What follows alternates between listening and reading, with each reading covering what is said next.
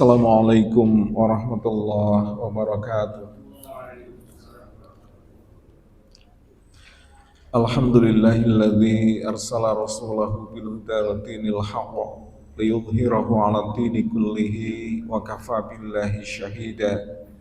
Wa asyhadu an la ilaha illallah wahdahu la syarikalah wa asyhadu anna Muhammadan 'abduhu wa rasuluh alladzi la nabiyya ba'dah. Allahumma salli wa sallim wa barik ala nabiyyina Muhammadin wa ala alihi wa ashabihi wa man tabi'ahu ila yaumiddin amma ba'd. Bapak Ibu para jamaah ingkang dipun rahmati dening Allah, kadah sanget nikmat Allah ingkang sampun kita tampi dumugi wekdal menika lan kewajiban kita mboten sanes nyukuri nikmat Allah menika kanthi ngginakaken kagem ketaatan wonten mergi ingkang dipun ridhoi.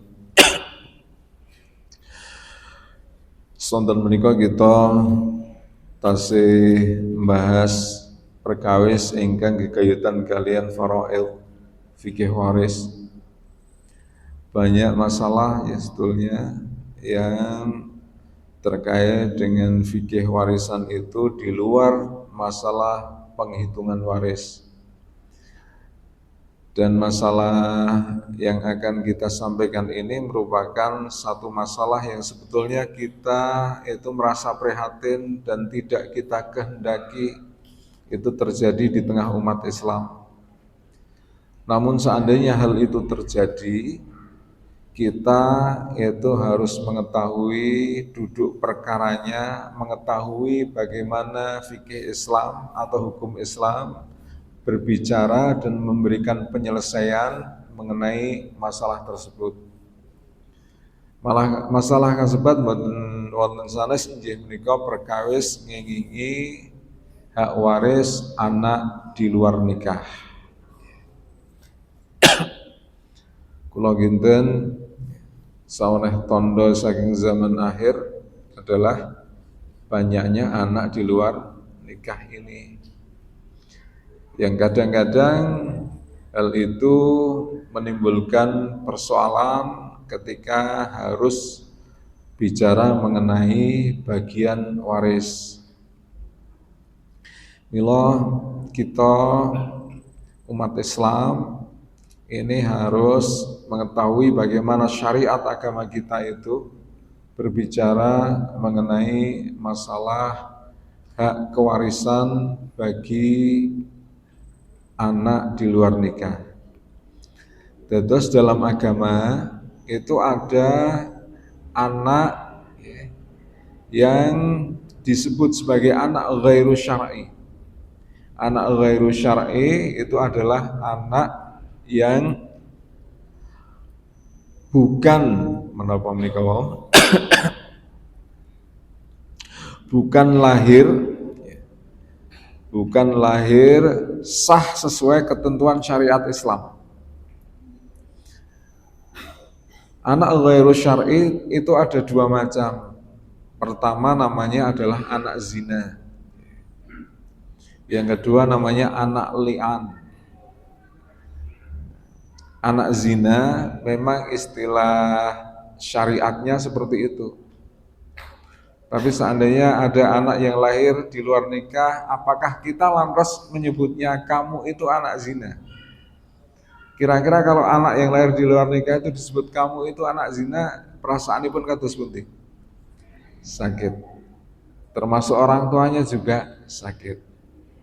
Jadi meskipun istilah syariatnya itu anak zina, waladuz zina.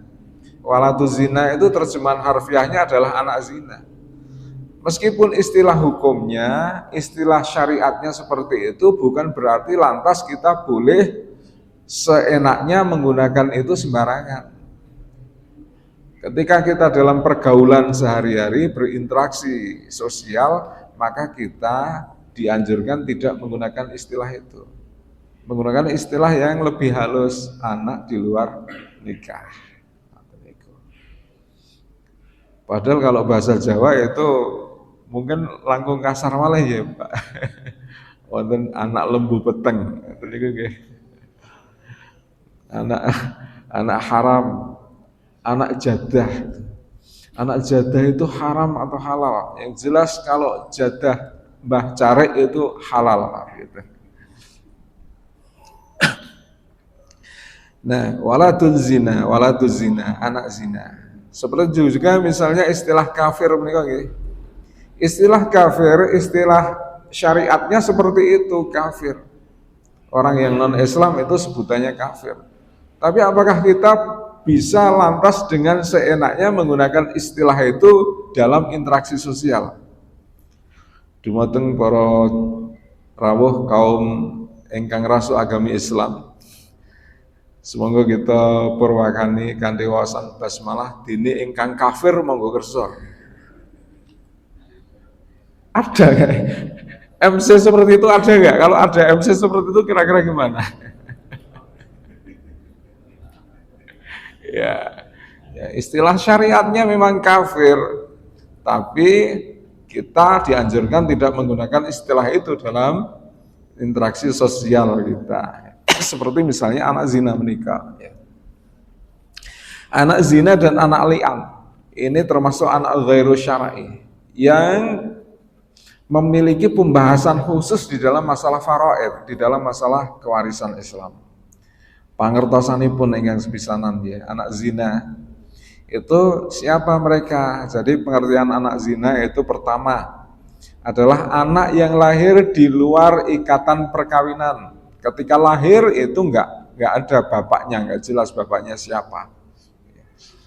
Atau tahu bapaknya siapa tapi mereka itu tidak terikat pernikahan. Dan kemudian yang kedua adalah anak yang lahir dalam satu ikatan perkawinan yang sah. Namun anak itu lahir 6 bulan atau kurang sesudah perkawinan. Jadi setelah akad nikah, setelah perkawinan itu belum 6 bulan kok sudah lahir. Nah, itu termasuk anak zina. Atau menikah. Tapi kalau 6 bulan lebih, nah itu bukan termasuk anak zina. Karena pertama, para ulama memberikan pengertian demikian, kemudian kedua dari sisi medis, dari sisi medis, seorang anak itu minimal lahir itu 6 bulan. Kemudian yang kedua adalah memang ibunya itu telah diketahui sudah hamil sebelum nikah. Jelas semua orang tahu dia sudah hamil sebelum nikah. Maka anak yang dilahirkan itu adalah anak zina. Kemudian anak li'an. Anak li'an itu adalah anak yang lahir. Ini masih kaitannya dengan zina ya. Tapi anak li'an itu secara lebih khusus lagi itu merupakan istilah bagi anak yang lahir setelah suami istri itu melakukan li'an atau mula'anah. Mula'anah itu apa? Saling melaknat melalui sumpah. Sumpahnya apa? Suami bersumpah bahwa istrinya telah berzina. Kemudian sang istri bersumpah bahwa tuduhan itu bohong. Suami menuduh istri bahwa istrinya itu berzina.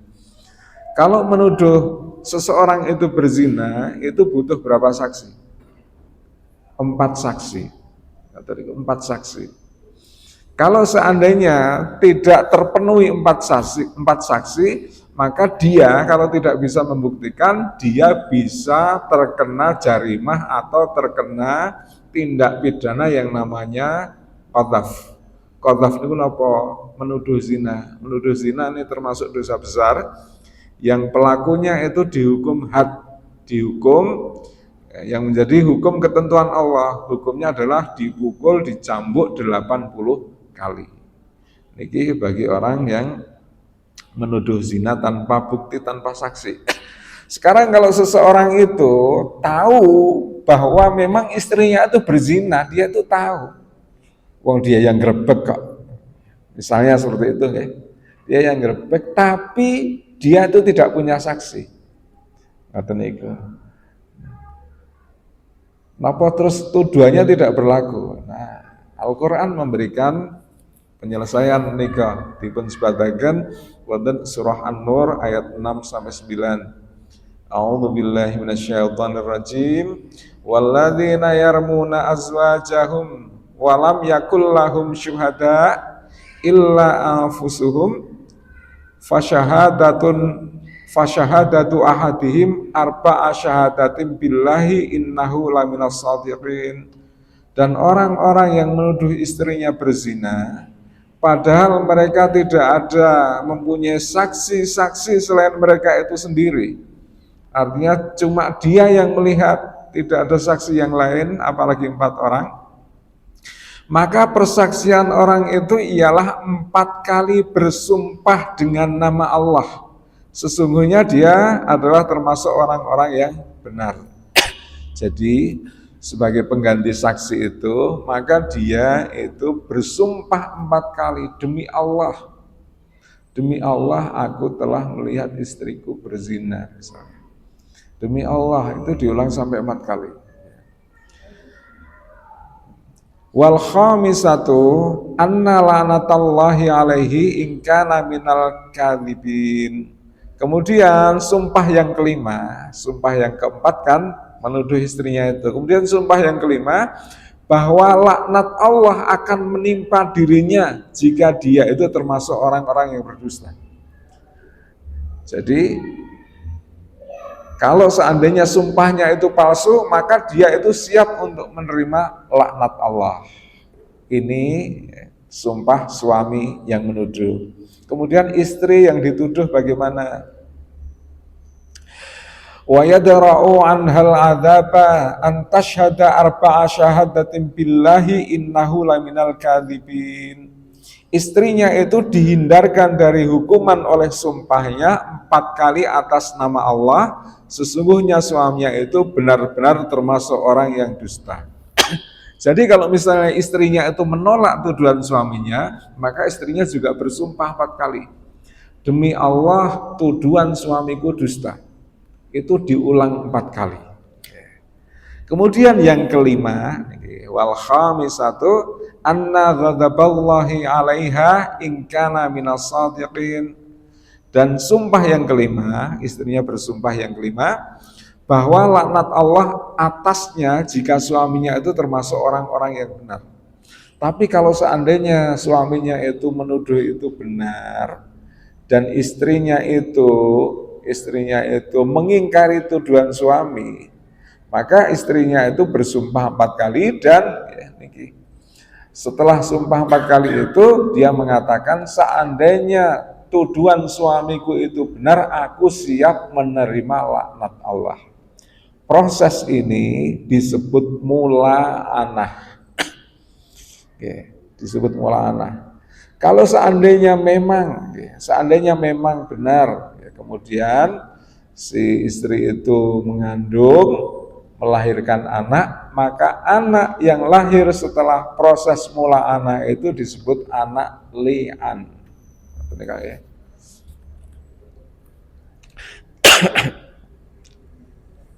Terus setelah terjadi mula'anah atau li'an antara suami dan istri, yang satu menuduh zina, kemudian yang satu itu menolak tuduhan, misalnya saya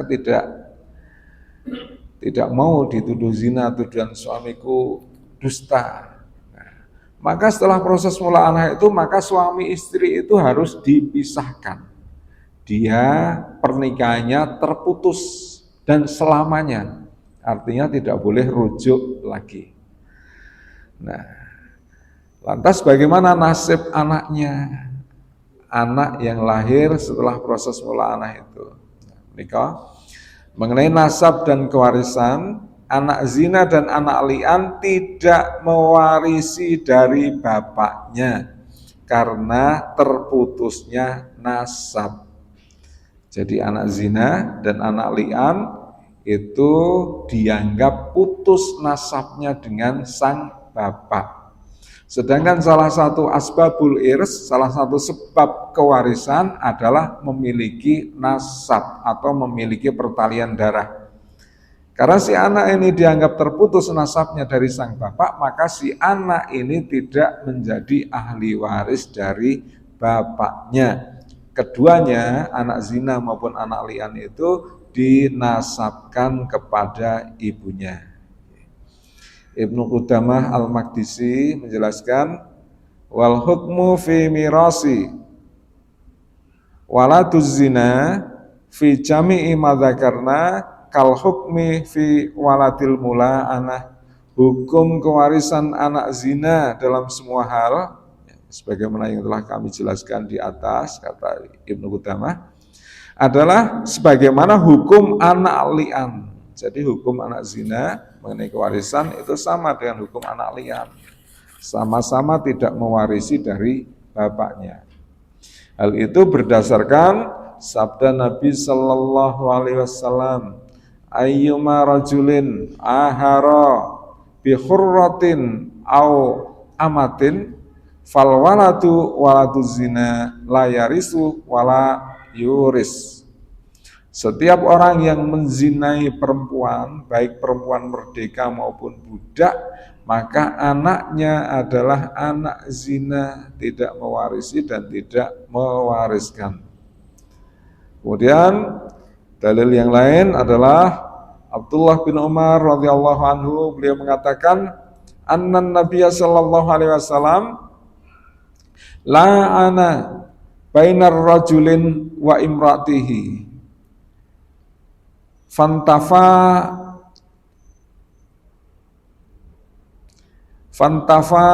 miwaladiha fafarraqa bainahuma wa alhaqal walada bil mar'ah.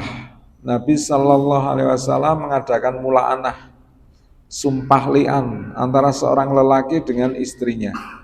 Lalu lelaki itu mengingkari anaknya tersebut dan Nabi sallallahu alaihi wasallam memisahkan keduanya dan menasabkan anak itu kepada ibunya. Ini yang menjadi dasar bahwa anak li'an, anak yang lahir setelah proses mula'anah itu tidak bernasab kepada bapaknya, melainkan bernasab kepada ibunya. Yang otomatis baik anak zina maupun anak li'an itu menjadi ahli waris ibunya dan tidak menjadi ahli waris bapaknya. Kemudian nasab anak zina ditinjau dari status ibunya. Pertama, jika si wanita, si ibu anak itu memiliki suami. Nah, dalam hal ini ada dua kemungkinan. Pertama, jika si suami mengakui anak tersebut, maka anak tersebut adalah anak si suami. Walaupun ada orang lain yang mengklaim itu adalah anaknya. Jadi si suami wanita yang berzina itu mengakui anak itu adalah anakku. Itu adalah anakku. Tapi ada orang lain yang mengklaim itu lagi anakku. Aku pernah berzina dengan ibunya dia, misalnya seperti itu. Nah, meskipun demikian, ya, maka anak itu adalah anak si suami. Itu berdasarkan dalil Nabi Shallallahu Alaihi Wasallam bersabda, al waladu lil firashi walil ahiril hajaru. Anak yang lahir adalah kepunyaan pemilik ranjang. Pemilik ranjang itu maksudnya suami. Dan pezinanya, laki-laki yang menzinai istri sang suami itu mendapatkan hukuman. Syekh Abdurrahman As-Sa'di menjelaskan, dengan adanya kepemilikan firash, atau maksudnya dengan adanya pengakuan dari suami atau penerimaan dari sang suami terhadap si anak itu, maka meskipun si anak itu memiliki keserupaan fisik kepada orang lain atau adanya pengakuan dari orang lain, itu sudah tidak dianggap. Kalau suami sudah menerima, maka ada orang lain yang mengakui, mengklaim itu anaknya, tetap tidak dianggap. Kenapa? Karena Nabi mengatakan bahwa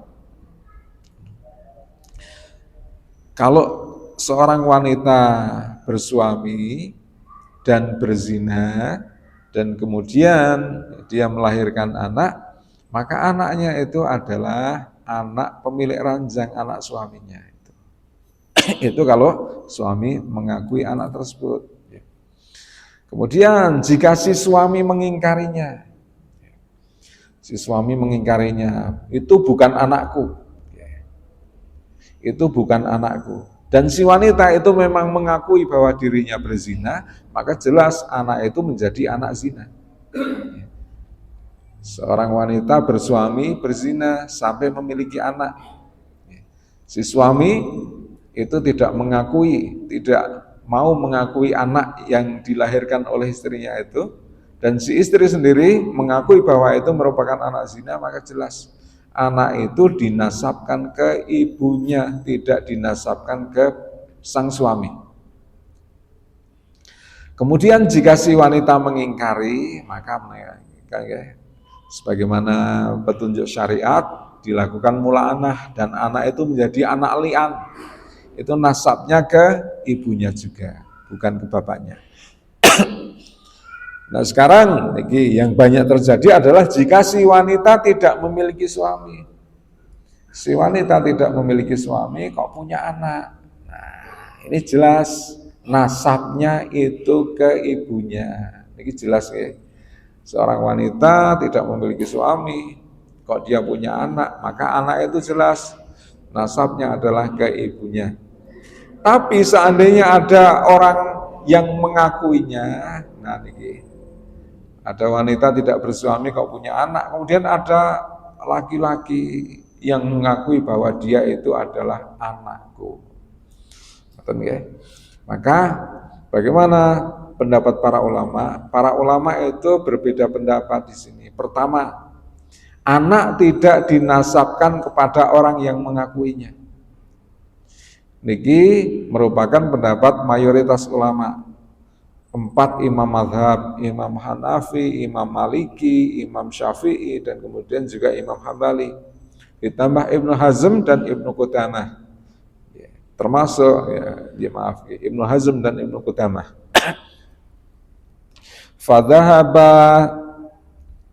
Fadhahaba Syafi'i annal walada la yalhaqu bizani wa in idda'ah. Menurut mazhab Syafi'i, anak itu tidak dinisbahkan, tidak dinasabkan kepada lelaki yang berzina meskipun ia mengakuinya.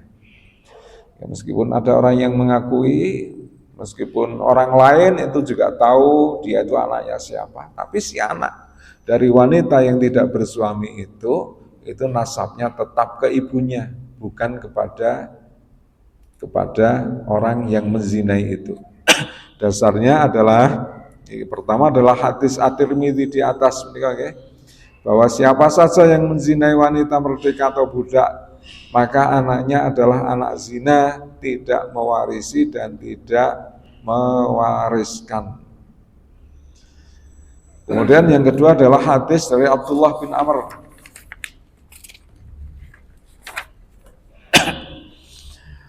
Qama rajulun faqala ya Rasulullah inna fulanan ibni.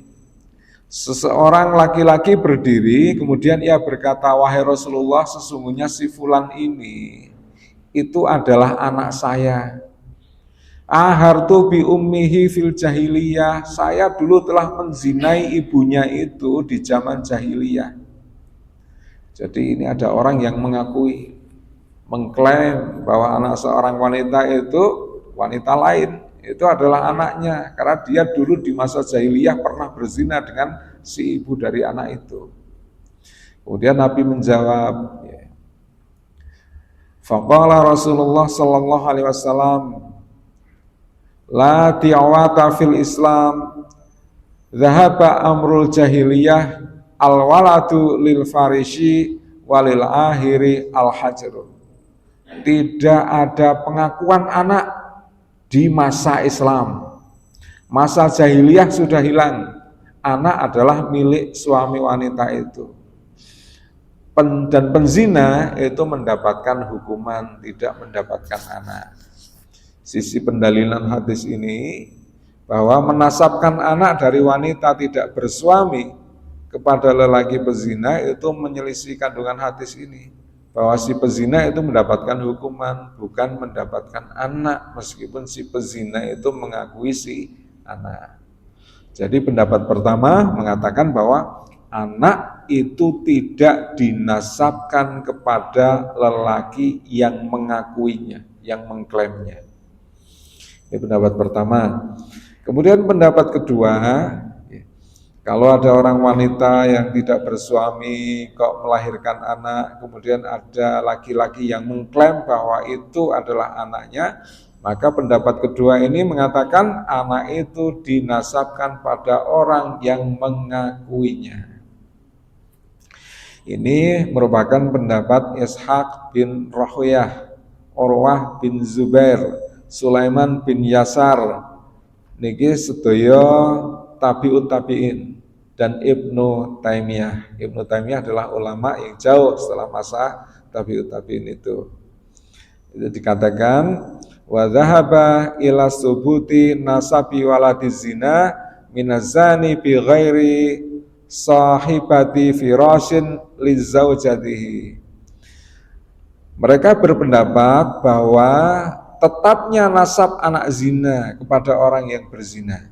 Jadi nasab anak yang berzina itu dinisbahkan, dihubungkan kepada orang laki-laki yang menzinai itu. Li'anna zinahu haqiqatan sabitah, karena zinanya itu nyata terjadi, apalagi ditambah pengakuan. Fakama sabata nasabuhu minal ummi yasbutu nasabuhu minazani kai la yadhi'u nasabul walad.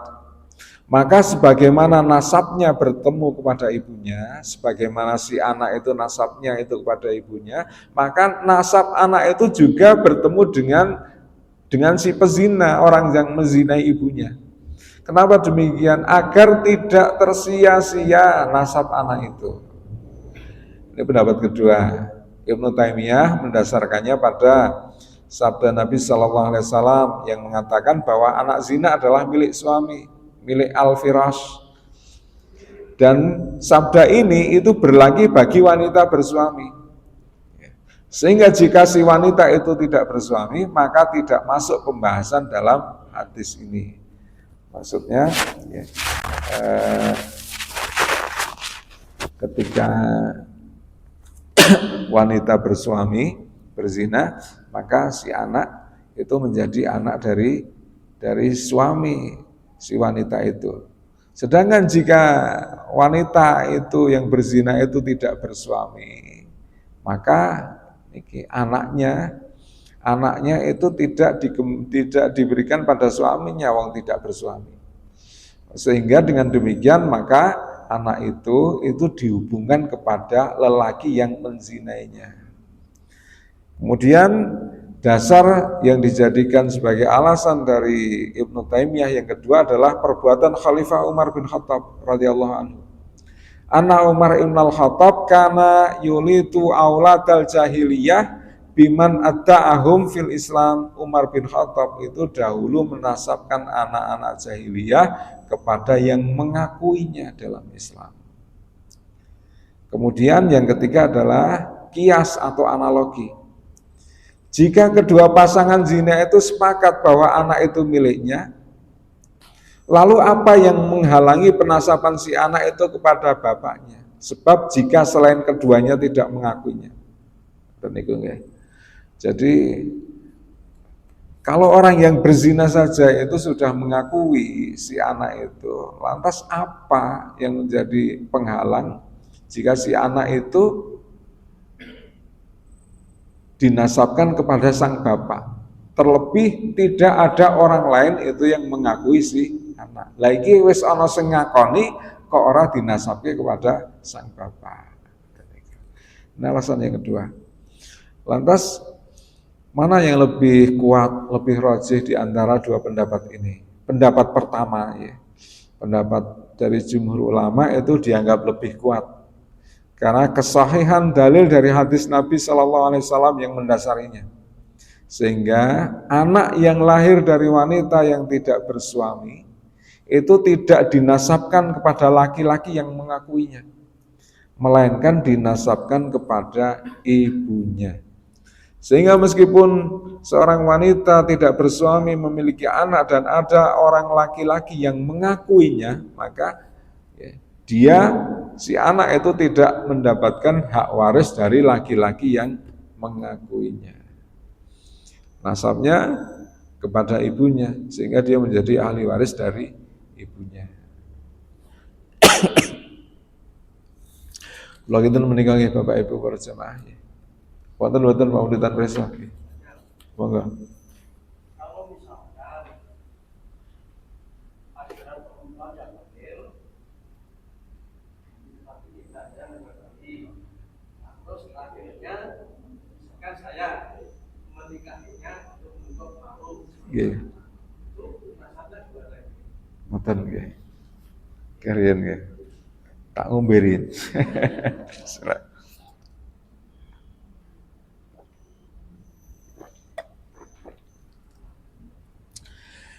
Ini pembahasan tersendiri. Bagaimana hukumnya menikahi wanita hamil? Satu, jika yang menikahi adalah lelaki yang menghamili, hukumnya bagaimana?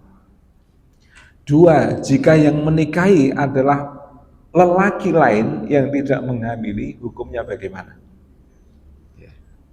Seandainya terjadi pernikahan, kalau melahirkan anak, lantas si anak itu nasabnya kepada siapa? Seandainya yang menikahi itu adalah lelaki yang memang menghamilinya, apakah si nasab si anak itu nanti bersambung kepada si lelaki itu yang memang bapaknya secara biologis? Apakah nanti bersambung? Karena kan ketika terjadi zina itu kan nasab si anak, si janin itu atau si anak ketika dilahirkan itu kan kepada ibunya.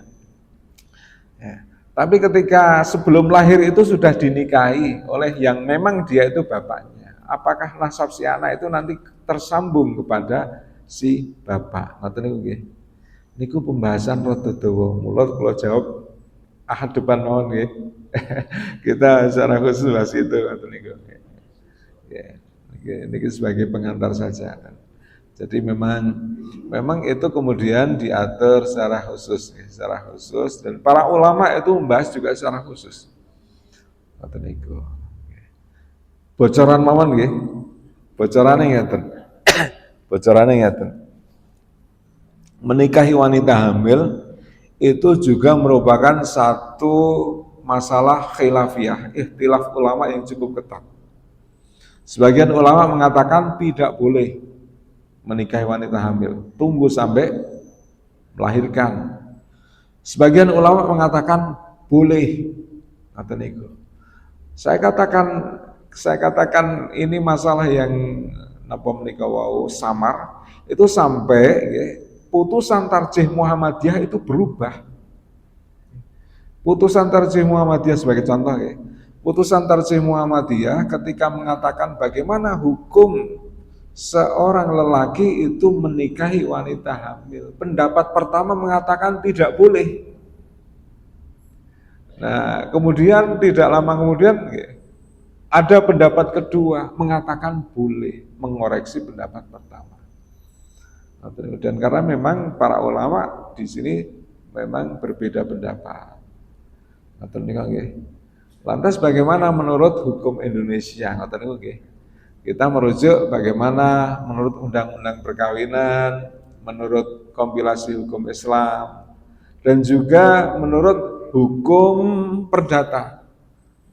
Karena niki masalah niki itu bahkan MK, Mahkamah Konstitusi itu membatalkan apa yang termaktub di dalam undang-undang perkawinan dan di dalam kompilasi hukum Islam. Ceritanya ngoten niku bocorane. Kesimpulannya kados pundi seminggu ke depan. Ngoten niku nggih. Nggih.